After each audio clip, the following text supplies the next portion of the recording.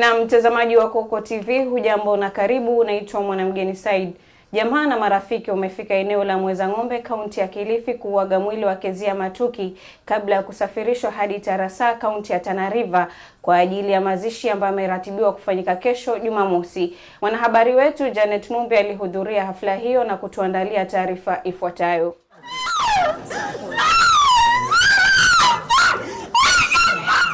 Kilio na simanzi zimetawala kijiji cha Kwanzae, eneo la Mwezang'ombe, kaunti ya Kilifi, katika hafla ya kuuaga mwili wa Kezia Matuki wa umri wa miaka 7 na aliyekuwa mwanafunzi wa gredi ya pili ambaye mwili wake ulipatikana wiki chache zilizopita ukiwa umetupwa nje ya boma lao eneo hilo la Kwanzae.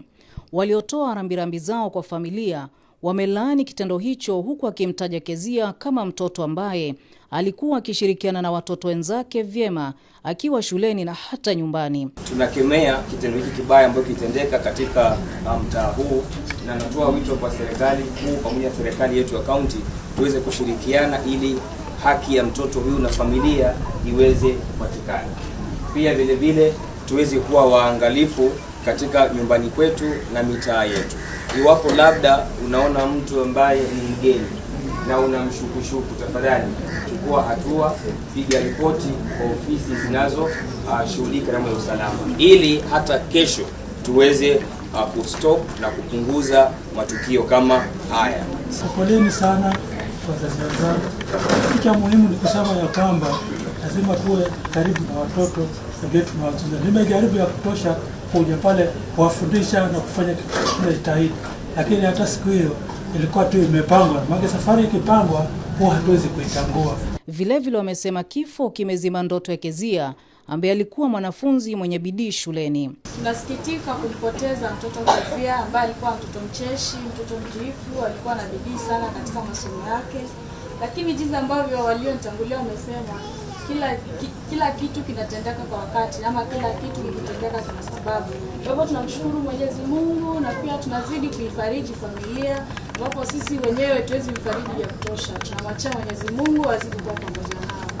Ni kitu cha kuhuzunisha sana kupoteza mtoto mdogo kama huyu. Mimi ningependa pia niwapatie pole jamii nzima ya Tezo, jamii nzima ya Sokoni, jamii nzima ya Kilifi kwa kumpoteza huyu mtoto. Huyu mtoto pengine angekuwa daktari, angekuja tu kutibu. Pengine angekuwa mwalimu, angekuja tufunzia watoto wetu. Pengine angekuwa lawyer, angechukua mtetezi wetu. Pengine huyu angekuwa engineer, huyu mtoto angesaidia hata kujengea manyumba, mabarabara. Lakini wacha, kama ni mipango ya Mungu, wacha ile mtoto alale mahali pema.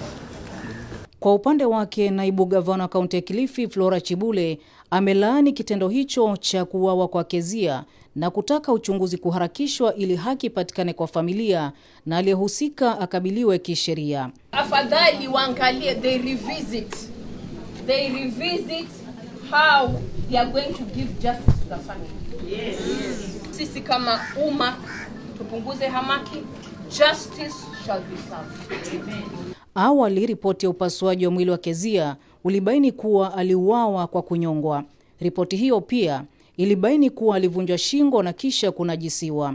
Daktari mkuu wa hospitali ya rufaa ya Kilifi Gilbert Angore alisema sampuli zaidi zilipelekwa katika maabara ya serikali kwa uchunguzi wa kina. Postmortem report tukaweza kupata kwamba yule mtoto aliweza kuvunjwa shingo, alafu akafanyiwa zinaa na huyo culprit, ambayo sisi tunasema hilo ni tendo ambalo hatuwezi hata tukafikiria. Tumeweza kuchukua sample zote, au madaktari wameweza kukaa tangu asubuhi hapa kuhakikisha kwamba wamecollect zile sample zote polepole na kwa ukina, kuhakikisha kwamba hakuna kitu ambacho kimeweza kuachwa, kwamba hizo samples haziwezi zikaharibika, na tunasikimbiza by tomorrow zio zishafika government pathology, government lab kwenda kufanya hizo testing so that tujue huyu culprit ambao amefanya hii kitendo apatikane as fast as possible.